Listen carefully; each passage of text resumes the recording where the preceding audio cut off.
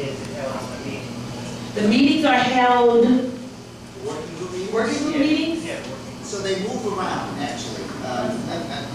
They haven't been sort of set. It quite frankly depends on availability and what have you. Most of them have been on Fridays at 2 o'clock, I want to say. The next one is next Friday, the 28th at 2 o'clock, 8th floor of City Hall, in the 8th floor conference room. And they are open to the public. And there's a public comments section of the meetings as well. Does anyone else have any questions, concerns? So, with all of the vocabulary word, does everyone know what pretrial, re-entry means? Can't really have a conversation if you don't understand the vocabulary. So, can you guys help us with that?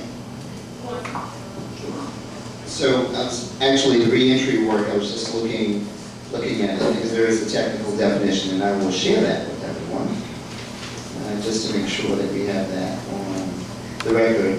Re-entry is a term of art that emerged in the correctional lexicon more than a decade ago to describe the term the return of sentenced individuals from incarceration back to their communities. And so in common language, it's an opportunity for policy leaders, for public sector leaders in the community to define the opportunity for our neighbors and residents to be re-entered into the community after they've paid their dues to society. I think in the common sort of progressive policy framework, we're really thinking about the fact that the majority of folks who go in jail or prison come out of jail and prison.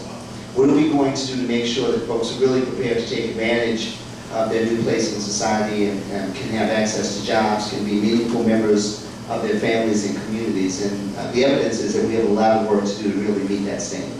So do we currently have the data that shows the difference between violent offenders, re-entry, pre-trial, and trial? Do we know what the number of people in that 3,000 beds? Do we have that information?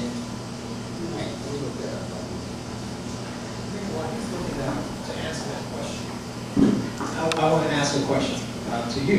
Maybe you can respond. How many of you heard the sheriff's presentation? And what is the size bed that he says we need lately? Anyone want to answer? 3,500. 3,500? Does that sound about right? The rest of you? Or is that too high? Well, let's agree on the numbers first, and then we can talk about that. Well, intentionally we wanted us to be us because we're non-criminal justice people, to ask some of the difficult questions that you just asked. No. Well, we're going to talk about that. Yes, sir. He's going to build a new jail. He's going to build a new jail. Yes, sir. Where at? Right where his old jail was. So his jail complex is many buildings, right? In the middle of town. Well, he's got many buildings, right? He's got some right along I-10 corridor. He's got some on right behind the court, which is can't remember the name of that street, right next to police headquarters, off of Broad. And Dupree. And then he's got several on the other side of Broad Street on Tulane. So all told, I think 9 to 11 different buildings. The idea is for all of those buildings to be consolidated into the I-10 corridor site. So that jail, when you think of jail, it's just one location. That's his plan. Basically, they're building another big prison. Well, no, let's clarify that. No, let's clarify that. Because we talked about that this morning. That's why I want to ask you what your thoughts are on the size of the sheriff. And let's talk back and forth. I'm sorry I have the mic. I don't think it goes all the way back there. So speak up, okay? So speak up. So before the storm, we had over 7,000 beds. This whole system I just told you about, right? Different buildings, right? Today, we only have, what, 3,800 total, I think? Is that right? About 37, 3,800 beds operating today. So, gotta be careful when we say big jail, right? Because we're smaller. Pre-Katrina, 7,000 plus? Post-Katrina, smaller. We're already smaller. The sheriff is absolutely right when he says he doesn't want a big jail. He doesn't. We're not saying that he does. It's already smaller, right? What he has now is smaller. What he is asking for is one-to-one replacement for what he has now. right? So he has somewhere in the number of 3,000 plus, and he wants to replace that 1 for 1. So if he has 3,000 beds, he wants 3,000 beds. If he has 3,500 beds, he wants 3,500 beds. We're not saying that's a big jail. Compared to our history, that's a small jail. Now, that's not the issue we want to debate as a community, right? The issue we want to debate is, what's the right size for our community? Now, the sheriff would like 3,000 plus, but the question is, what does he base that on? Like this young lady asked. Well, we're still asking that question. But what we want to show you and talk about is, what are all the things that we have to think about that go into deciding that number? Pre-trial is one of them. We have to discuss what that means and how that operates and what that looks like in other communities and what we want it to look like here. Pre-release, we want to talk about what that looks like and what do we want, right? State prisoners. We have state prisoners in our city jail. Did you guys know that? Some of you? Why? It's a question we should be asking. It's a question that we should be asking, do we want that? Do we want it at all? We haven't been engaged in this conversation, which is why I say this is the opportunity to ask those questions and engage. The other issue is bond issue. So a lot of things that we can discuss here that you guys need to be a little more clear on, so then you can go and do your work by talking to the decision makers yourselves as well. I'll actually answer, Tim, your question and answer the question here about the response to why the number of beds that the sheriff is recommending. But according to Dr. Austin's analysis, jail admissions and releases, by number, there were nearly 60,000 jail admissions. This was last year's data.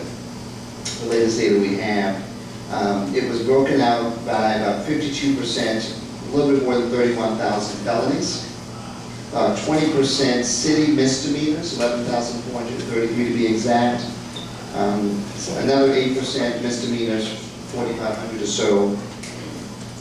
You'll appreciate this. 15%, nearly 9,000 arrests for traffic. And these are non-felony traffic. We're not talking DWIs or serious traffic matters with pretty standard issues.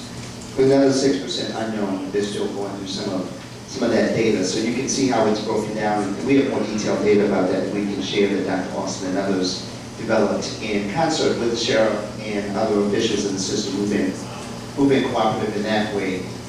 The answer to the question about the conversation that I think the sheriff and some of the officials have been having, we actually did get a response at last week's meeting, and I'll read it, part of that response. It said, after consultation, this is from the sheriff's attorney, after consultation with the sheriff's office, we must inform you that the office has no records that will be responsive to the request with regard to why they're recommending the number of beds that they're recommending. The sheriff's calculation of the future prison population was based on institutional knowledge and experience in the operation of the Orleans Parish jail facilities in this city.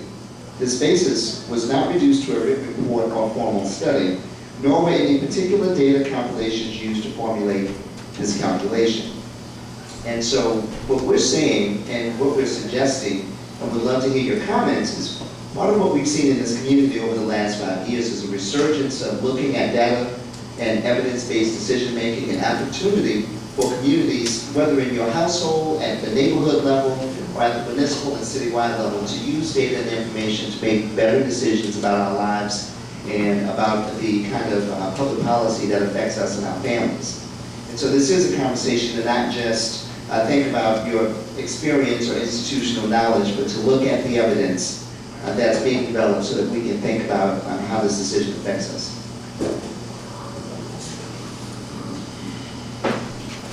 If I need a mic, I'm gonna have to talk lower. Let me try to see if I can say what I need to say in a coherent and concise way. My name is Sandra 18 Wheeler Hester, and I've been against a city over there in, I guess it was Foley's jail at the time, and under government. There should be some kind of, I haven't heard the word best practices used at all. Institutional knowledge, Foley had an empire, and it looks like to me that's what government is trying to build. So if they build it, they will fill it. And what they're filling it with is a lot of minorities who cannot afford legal counsel. I've gone down there and sat in the courtroom in municipal court and traffic court. And the judges get real nervous when they see me sitting there with a legal pad just writing. And it's really atrocious in Kenner. That's something I'm about to deal with too. They right, and having been in those cells, I think 3/4 of the people, the police officer could have just used his discretion and issued a citation for those people to appear in court. Now, if it was somebody who refused to come to court multiple times, I could see them incarcerating them. We should not have the responsibility of housing state prisoners. That's the state's responsibility. Let them do that. So, I have so many questions, but I'm not knowledgeable enough about the issue to ask them questions. And if I do a public records request, I better get something back better than the sheriff's lawyer saying we don't really have anything. Then I'm wondering, are we coming in after the decision has already been made? Is the sheriff going to get the beds he said he needs? Is it a done deal and we're just going through the motions? Somebody help me understand, please.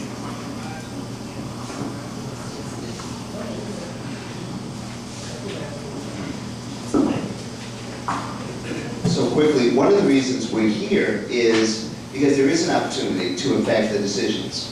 So I want to be really clear, and there may be some members of the audience who can also help clarify this as well as our experiences. On the table right now is a conversation about the size of this next facility that will be built. And some of us believe from a policy perspective, the size of that jail drives other decisions that are important in the system. And it's really important that the community start to think about this the way we think about other issues. We talk about levies, right? We talk about education and all kinds of things that are really important to us. These issues are as important for not only the disposition of your tax dollars and how they're used and the human rights elements, but also because of the opportunity for us to recapture some of the human capital that we're losing. And so I think in a few weeks, we're not exactly sure when the meeting will be. There will be a city council meeting, like February 3rd. Okay, thank you, I didn't realize that. February 3rd, that will look at this decision. As you know, city council members have been working with the working group, both formally and informally, and paying attention to this, and they will make a decision. An ordinance has already been drafted by Councilwoman Susan Guidry with Stacey Head and others. They've all looked at the information, and it really is reflective of the resolution that the working group submitted, not only with the recommendation of the size of the beds, but also the intended policy issues that will help us achieve that goal. And so we have copies of that, or we can certainly give you access to that. And folks have done a great job of at least following up on that point. So there is some action, and there is an opportunity to influence the decision making. I think as we continue to have this conversation, and you heard from all three of us, this notion of pretrial services is critical. Reentry programming, there are arrest practices. This notion of being incarcerated because of indigence or inability to pay, which is actually illegal in America now. And many of these other things, it becomes a fairly complex picture, but we think the community, once we get a shared learning opportunity and can talk about some of these issues, can really help us move this agenda, and we can see the kind of transformation for this community. And then we can talk with some pride about having the kind of public values that treat the least among us the way we all expect to be treated. I'm gonna make this one point, it's so obvious, I hate to even make it, but there's a direct, probably one-to-one correlation between a failed school system and crime in these jails. And until we correct that on the front end, right, we cannot incarcerate our way out of this problem. So until we correct, we have to do them both at the same time, simultaneously. But if we don't get that education system straight, we just forget it. And I just want to make a point, because I think sometimes we have this conversation as if there hasn't been any progress. There actually has been some, and Mike, I don't want to, maybe you can talk about the ordinances that were passed around the arrest practices and some of those things. There's some progress being made. So one of the factors that determines how big a jail you need is how many people are coming in on the front end and for what reasons. In the year of 63,000 arrests that Lucas mentioned, we were told that something like 20,000 of those, about a third, involved a situation like this. A New Orleans police officer stops somebody for a traffic violation, goes into their system and finds out that this person is wanted for an outstanding traffic citation in Jefferson Parish. In the year of 63,000 arrests, what that meant is that the cop who found that out was required, and required by what? By some combination of law and policy, to take that person to the jail where they would be booked and held. Then Jefferson Parish would be called, and Jefferson Parish's response was, here's their new court date, turn them loose.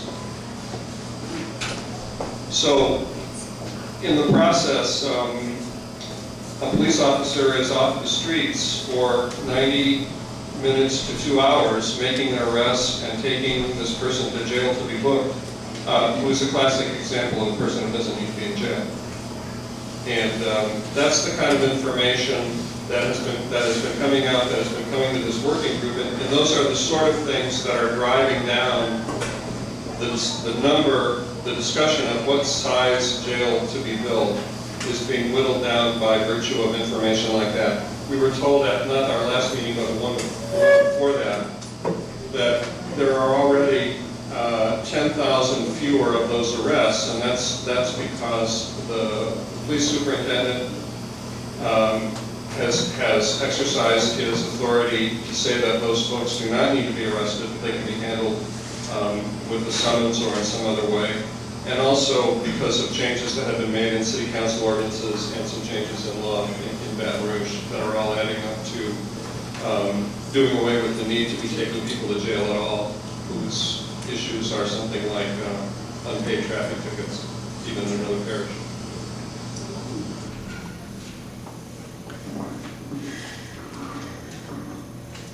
Yeah, it's very quiet.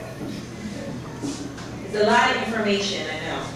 Do you, has anyone, I know the pamphlet that was passed out, we gave a lot of graphics and a lot of facts, and we talked about the amount of the budget for the criminal justice budget. Does that surprise you? Yes. I think, you know, I definitely agree on a smaller jail size. I don't know if I need the mic for We need it for. Okay. I don't believe that we need a larger jail. I think just as Ms. Hester was just saying, that if you build it, they will feel it. They will definitely feel it. At my school, I graduated from John F. Kennedy before the hurricane, just before the hurricane. I was the last graduating class, as a matter of fact, just to kind of give you a little knowledge on myself.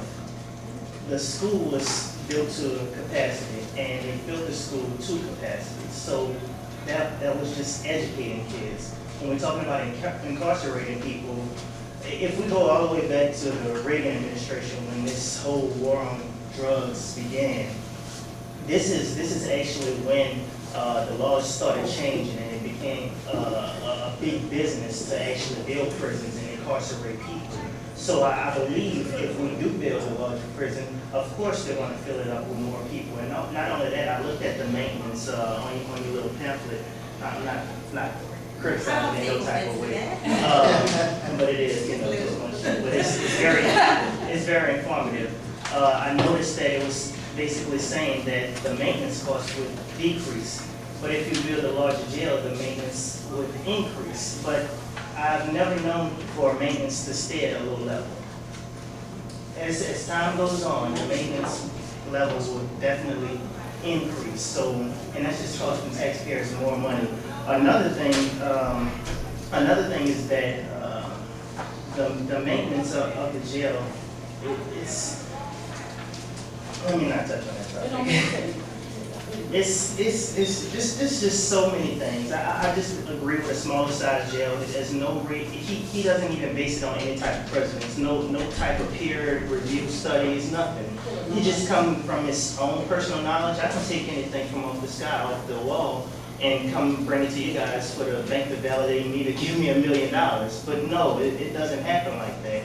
I think simply we need a smaller jail size. And there's never any question, there's never been any type of question in the media about whether or not to give the funding for this jail. There's never been a question about it. There's always question about funding for schools. There's always question about funding for healthcare. There's always funding, talks about funding for every single thing except